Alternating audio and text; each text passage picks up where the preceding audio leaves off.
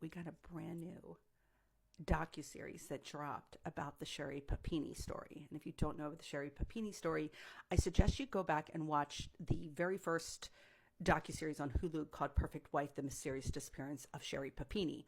That docuseries is Sherri's ex-husband Keith talking about the story and also the case against her. And she is labeled the real life Gone Girl. She apparently hoaxed her own abduction and had all these like kind of crazy claims. Now, this new docuseries, I watched it on Max this morning. It was released last night, 2 parts out of a 4-part.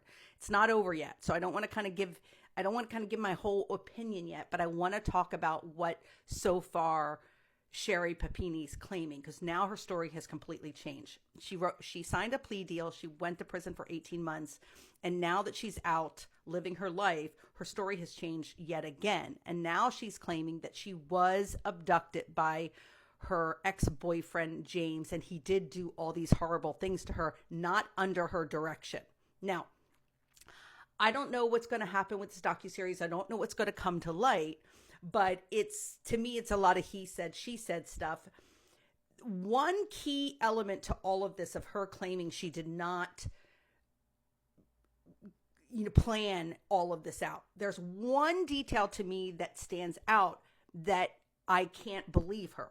And because she claims that she did not, she told James that she wouldn't tell the story of him doing this to her if he let her go.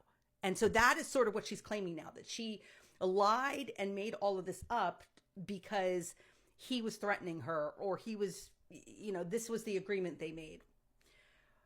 But there's one key element to this, and I don't know if anyone knows this story. Chime in here. The whole laying down of the phone.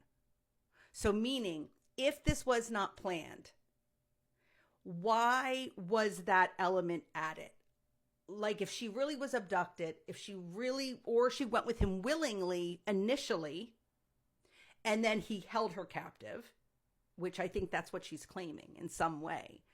Why the phone in the grass and the headphones wrapped up and her pulling a piece of her hair out and putting it on top? Why that?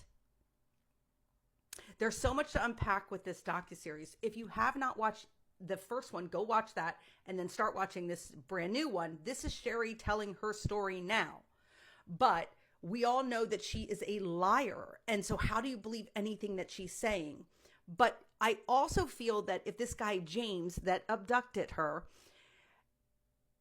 was even in on it, when does he say, no, I'm not going to do this? There has to be something with him that, like, why would you take a hockey puck and hit it against her? Why would you brand her? Like, even under her direction of doing this, what is there's something missing here. Like, he had the opportunity to say, no, I'm not going to do that.